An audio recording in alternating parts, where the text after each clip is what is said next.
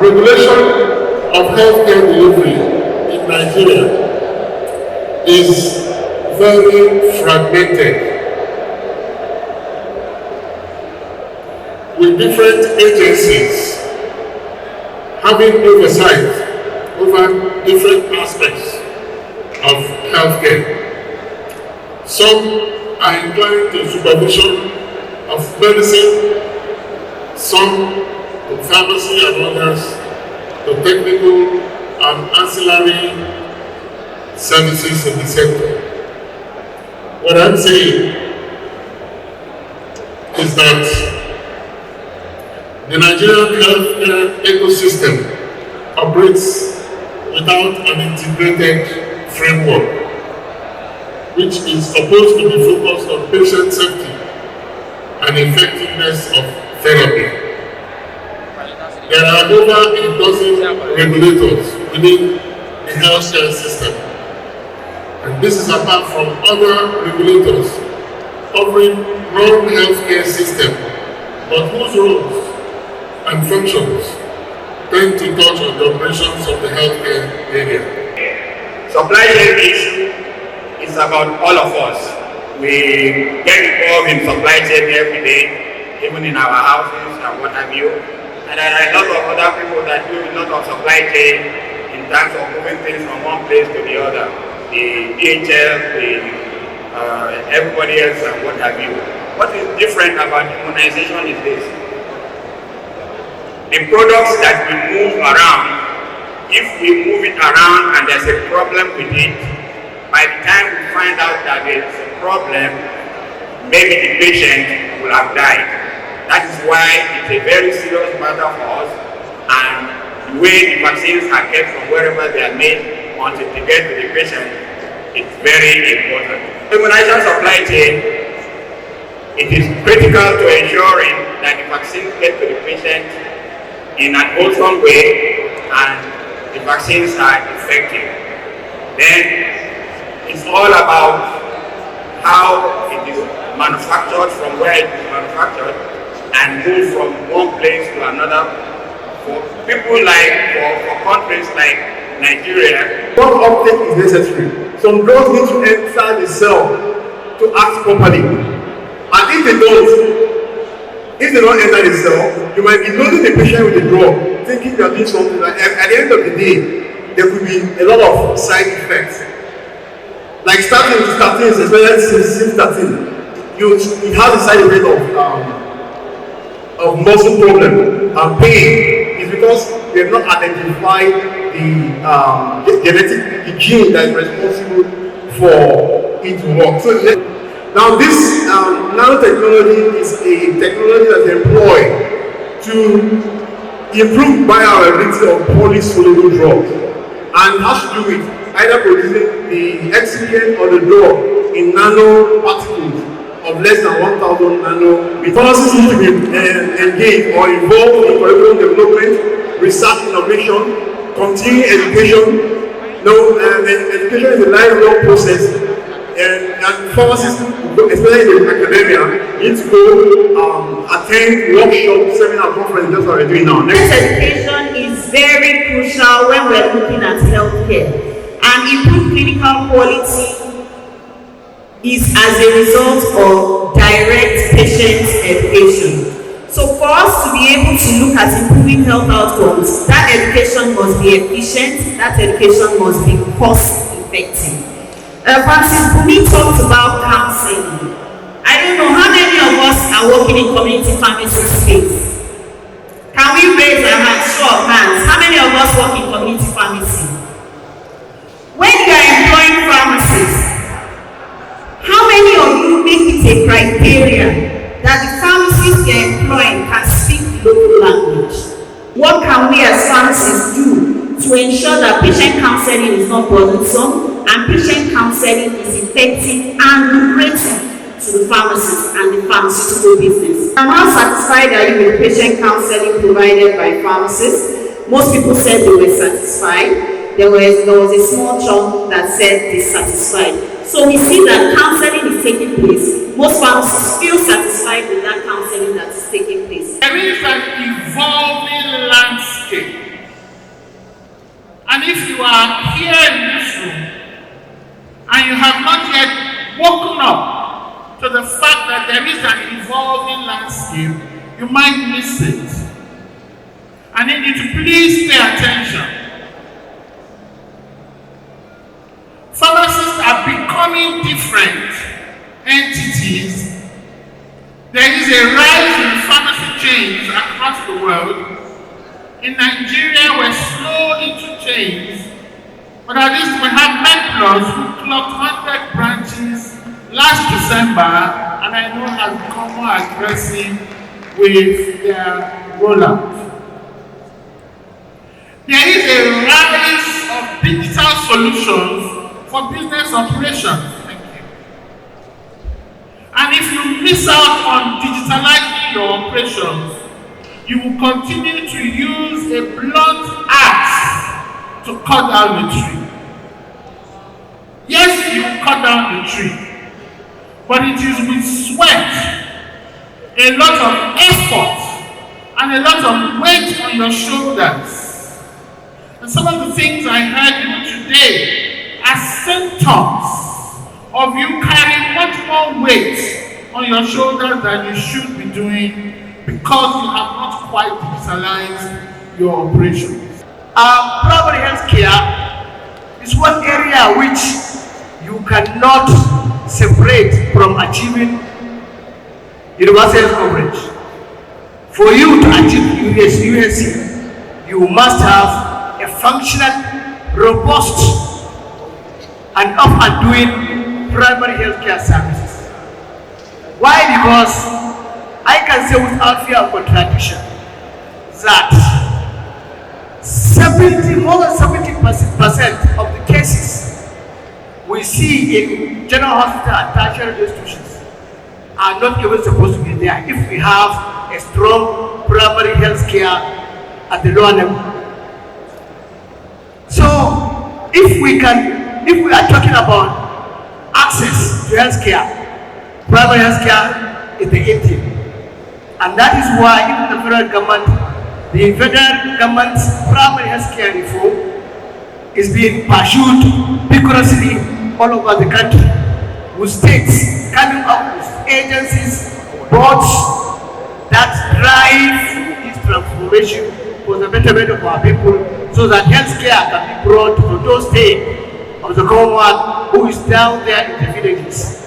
Local pharmaceutical production is a critical requirement for the attainment of medicine security and indeed universal health coverage in all nations of the world.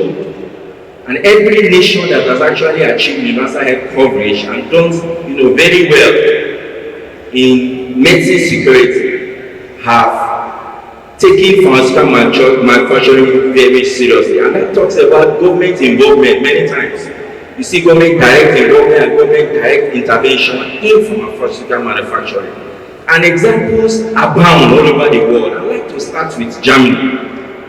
Now, there was a global market access revenue drop in Germany from 4.2 billion in 2007 to 1.7 billion in 2010.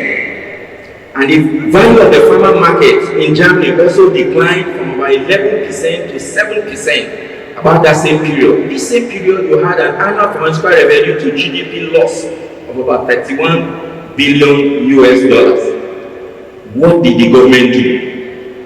In response to this, the government instituted the Pharmaceutical Market Restructuring Act in 2011, and that led to an increased pharmaceutical manufacturing output. There was a revamp in the pharmaceutical manufacturing in Germany, and by 2021 you had an annual revenue growth of about 5.1%, and by last year that has grown to 5.9%. So there's this consistent growth in Germany as a result of government intervention. Now you could say that this is Germany. Let's go home to Africa. We have an example also in Egypt. Egypt in 2016 experienced some dull and issues in their pharma manufacturing, with limited access to raw materials, our issues with investments in research and development, and lack of competitiveness because of some form of monopoly market. The tripartite agreement is an important document specifying the details of an agreement between three separate entities. For example, in a transaction between two parties where a bank is acting as a guarantor for one of the parties, which we have seen recently with what is going on with Epson. And this is what we're supposed to do. And our previous speaker has said, we need to come together, to pool our resources together. And that is where we can be able to achieve the goal we want to achieve, to be able to solve the problems. It's a contract that legally binds the three parties. That's tripartite agreement. In this context that we are talking about now, we are talking about three people that need to be involved. As the case may be now, we have researchers that are working day and night trying to find solutions to our problems. Is there anything we're doing to make use of them? Then we have the manufacturing companies. What are they doing with these researchers? Then the third person now, like he has said earlier on, we need advocacy. We need people that will bring the two together, which are the politicians. In our case, this time around. The truth of the matter is that I always said, I was fortunate to go to Japan for my PhD study.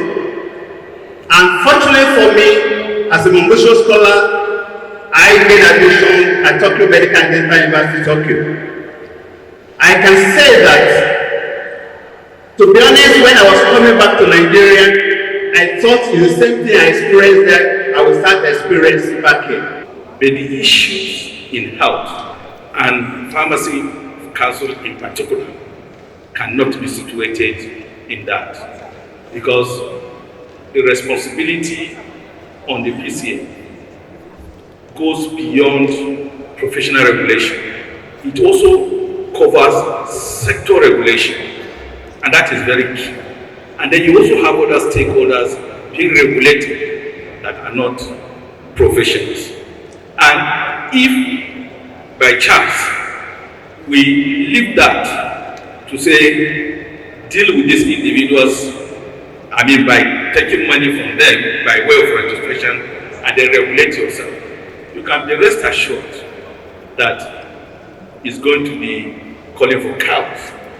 Today we are under the umbrella of government, and these individuals, seeing clearly the letters of the law, the spirit of the law, could still beat their chest and approach court to say, we want injunction, we want judgment, we want interpretation. We also want to intimate the House on some of the things that the agency has been doing lately. About 3 or 4 weeks ago, we hosted the API workshop.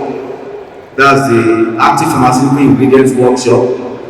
Quite a number of people from academia, including students, and also, of course, including the industry, were invited to this 4-day workshop.